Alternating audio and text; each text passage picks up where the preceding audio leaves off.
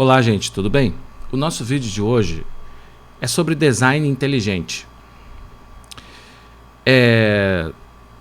Tem um grupo de cientistas que criou esse movimento, né, que afirma que o mundo possui o design inteligente e todo design inteligente pressupõe a intervenção de uma inteligência. Isso não é necessariamente uma coisa nova. E isso já foi levantado, já foi discutido por filósofos intelectuais. O mais famoso deles é o Henri Bergson, o autor do texto A Evolução Criadora, que ele nega que a evolução tenha ocorrido por acaso ou de uma forma aleatória, porque isso é um fato desconhecido, né? E a ciência não pode recorrer a fatos desconhecidos, né? Isso é um princípio da metodologia da ciência. Eles não falam exatamente assim, mas está implícito isso, né? Você, por exemplo, quando vai formular um modelo explicativo para algum fenômeno dentro da ciência, você tem que partir do conhecido para se chegar ao desconhecido. Ou seja, você tem que partir daquilo que é o repertório da experiência conhecida e compartilhada para você formular, né, uma hipótese, um modelo explicativo. Vou dar um exemplo para vocês, né? Mas antes de falar disso, deixa o seu like, ok? Se inscreva no nosso canal. Se tiver alguma dúvida, coloca uma pergunta aí embaixo nos comentários, deixa nos comentários a sua questão e toque no sininho, se inscreva no nosso canal e toque no sininho, ok, gente? Isso vai ajudar a promover o nosso vídeo, se é que você acha que ele tem qualidade. Ok, gente? Então, mas o que eu vejo por aí é o seguinte: quando esses cientistas do design inteligente, né, eles são criticados, né, simplesmente as pessoas falam assim, não existe design inteligente. E não diz por que não existe, não prova, né? Tudo tem que ser provado, né? Esse negócio de ônus da prova não existe, gente. O ônus da prova recai sobre quem quer que diga que Deus existe. O ateu que diz que Deus não existe não precisa provar a sua alegação de que Deus não existe. Veja bem, se você estudar lógica, você vai ver que todo e qualquer enunciado tem que ser provado. Isso é um princípio da lógica, né? A ciência não pode prescindir da lógica, porque a lógica é a mãe de todas as ciências, né? Leia Karl Popper, pega qualquer tratado de epistemologia, né? Karl Popper vai dizer o seguinte, que na formulação de uma hipótese, né, você tem que utilizar as regras da lógica, né? E, claro, né, tudo tem que ser provado. Se você diz que Deus não existe, ou se você diz que Deus existe, tanto uma alegação quanto outra tem que ser provada, né? Mesmo eu já ouvi um ateu falar assim, né? Mas simplesmente o ateísmo é uma coisa negativa, né? Ele diz Deus não existe e um juízo negativo ele não precisa de prova. Mentira, precisa. Eu vou dar um exemplo para vocês. Há e não há. Se eu digo assim, o quadrado da hipotenusa é igual à soma dos quadrados dos catetos. Isso é A. E se eu digo assim, não há, o quadrado da hipotenusa não é igual à soma dos quadrados dos catetos, né? O enunciado negativo não precisa ser provado? Precisa sim. Precisa sim, porque na lógica diz assim, há e não podem ser verdadeiros ao mesmo tempo e na mesma relação. Segue que, né, se A for verdadeiro, não há necessariamente será falso. E vice-versa, se não há é verdadeiro, A necessariamente terá que ser falso. A mesma coisa, Pitágoras, quando provou que o quadrado da hipotenusa é igual à soma dos quadrados dos catetos, ele provou que A é verdadeiro e não há falso, né? Mas você não pode simplesmente chegar e dizer não precisa de prova. O que acontece é que a prova, né, o teorema que provou A, né, refutou não há. Né? Geralmente é assim, quando o enunciado negativo é verdadeiro, o enunciado positivo é falso. né?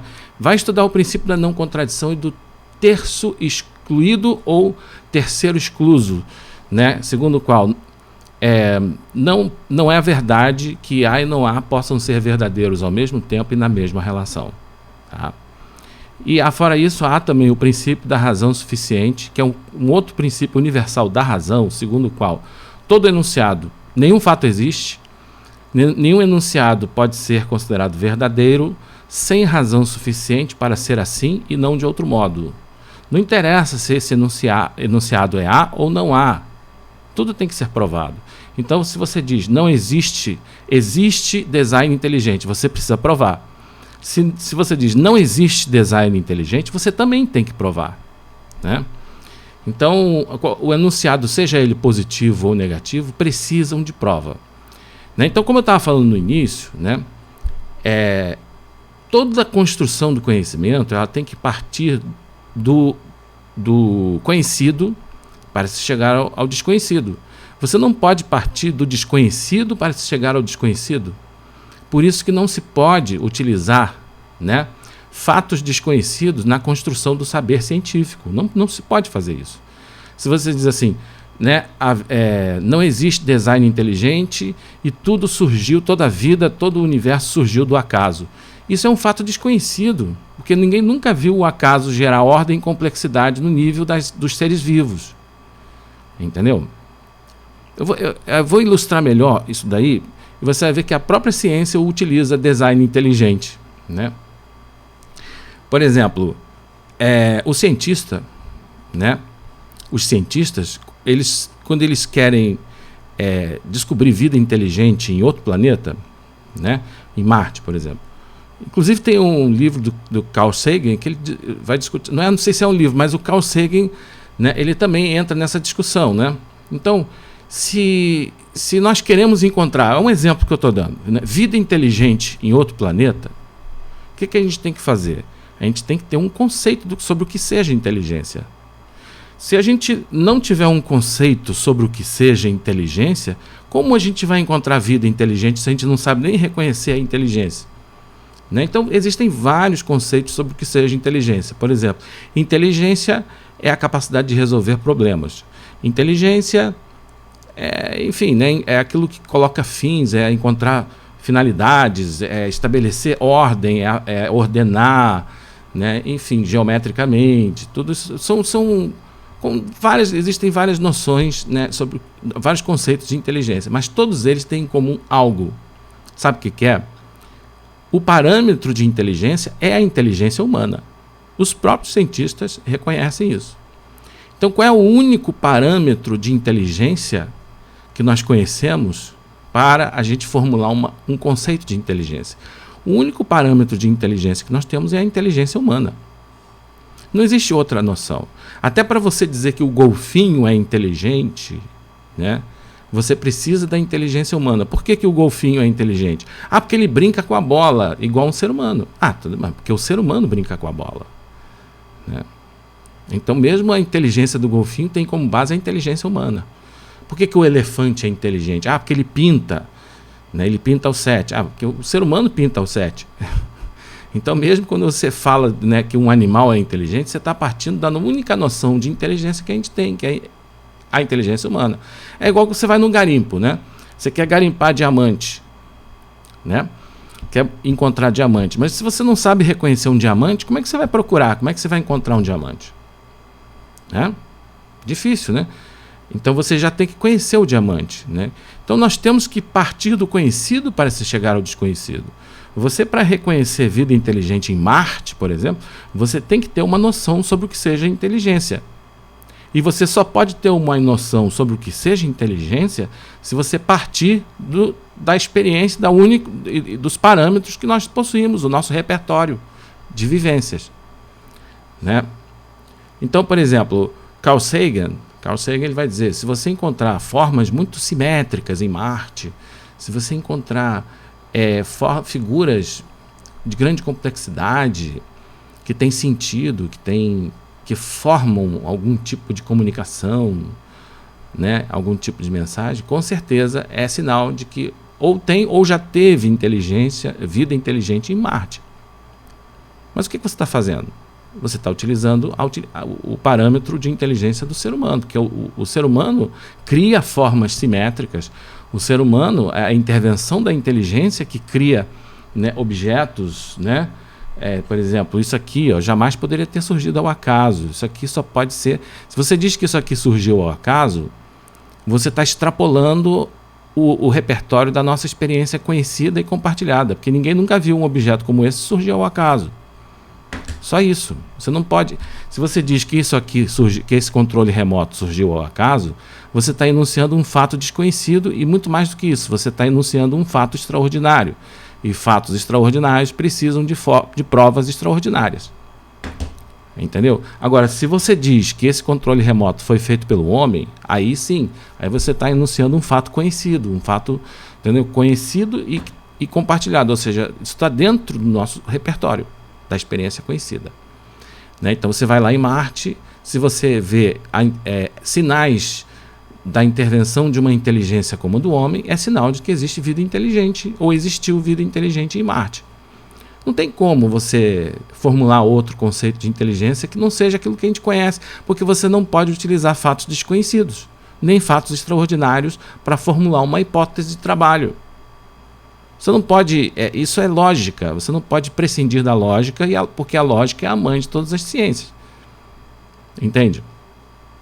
Né? Mas o que a gente está fazendo? A gente está humanizando o marciano. Entendeu? A gente está humanizando o marciano e você está criando tipo uma hipótese do design inteligente. Né? Se você vai encontrar vida inteligente em Marte, né? Se você encontrar design inteligente, de uma certa forma, porque o design inteligente é um fruto da intervenção da inteligência humana. Entendeu? Isso aqui, por exemplo, tem design inteligente. Aqui eu coloco os dedos. Entendeu? Por quê? Porque só pode criar design inteligente a inteligência. E a única inteligência que nós conhecemos é a inteligência do homem. Né? Então, o que o Carl Sagan está dizendo é que se você encontrar design inteligente em Marte, é sinal de vida inteligente. Né? Só que isso é exatamente a mesma coisa que o crente faz. Né?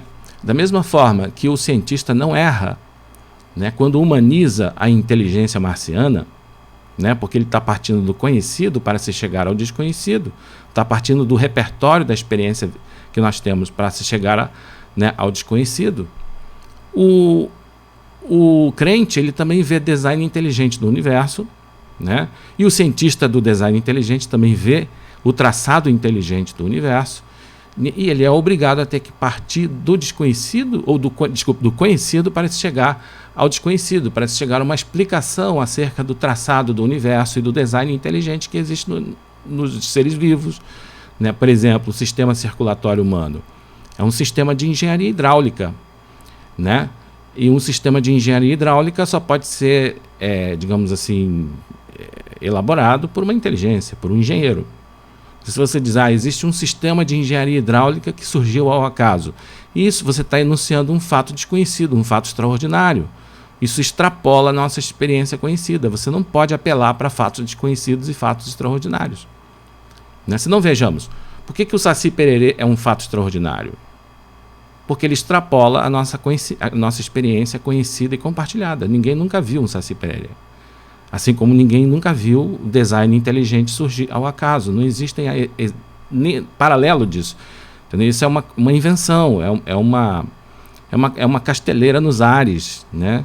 Isso é uma samambaia no espaço. Ninguém nunca viu. Assim como eu nunca vi, né, o Saci Pererê. Eu nunca vi o design inteligente surgir sem a intervenção de uma inteligência, dependendo do grau de complexidade.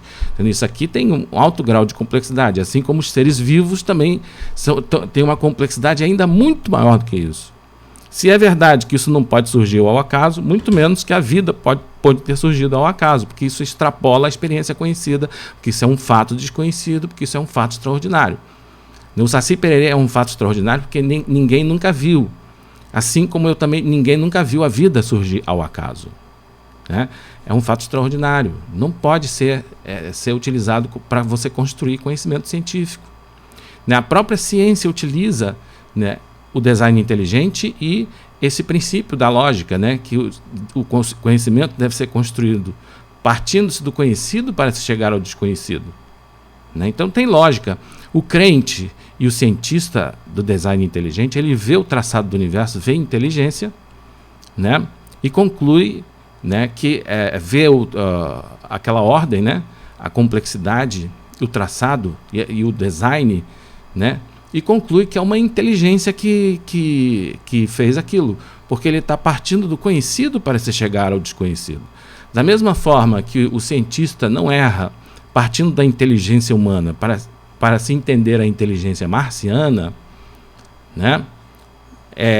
O crente não erra quando ele parte da inteligência humana para se chegar à inteligência divina, a inteligência de Deus, né? Porque ele está partindo do conhecido para se chegar ao desconhecido. Até para você compreender a inteligência de Deus, você precisa partir, né, do conhecido, do repertório da nossa experiência conhecida, né? Então o cientista vê lá formas simétricas em Marte, design inteligente, né? Indiretamente é isso, né, que o Carl Sagan está dizendo. Então ele conclui que há uma inteligência que interviu ali. Da mesma forma, o crente vê o traçado do universo e enxerga design inteligente. Por analogia, né, ele vê assim, partindo do conhecido para o desconhecido, que aquilo é resultado de uma inteligência, sendo que como algo da natureza, só pode ser uma inteligência infinita, né, porque o universo é infinito. E você vê complexidade infinita no universo. Então só pode ser uma inteligência infinita, né? O raciocínio é perfeito, é o mesmo raciocínio do cientista, né? E portanto o antropomorfismo ele se sustenta em lógica irrefragável e irrefutável. Não tem como você refutar isso, né? Então o design inteligente ele tem lógica, né? Já quando você diz que o universo surgiu ao acaso, a que eu comparo isso? Há alguém que vê formas simétricas e design inteligente em Marte, e ao invés de atribuir isso à intervenção de uma inteligência, diz que foi uma energia disforme que fez aquilo.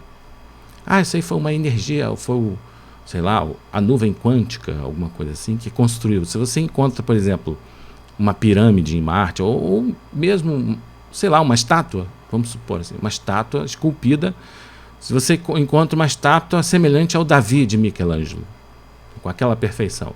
Aí alguém chega e diz, ao invés de dizer que foi uma intervenção de uma inteligência, porque uma estátua tem design inteligente, e você diz assim, não, essa estátua surgiu ao acaso, ou essa estátua surgiu pela intervenção de uma força cega, de uma fatalidade cega, né, de um acaso, de uma nuvem quântica, né, que fez aquilo por mero acaso num intervalo de milhões de anos.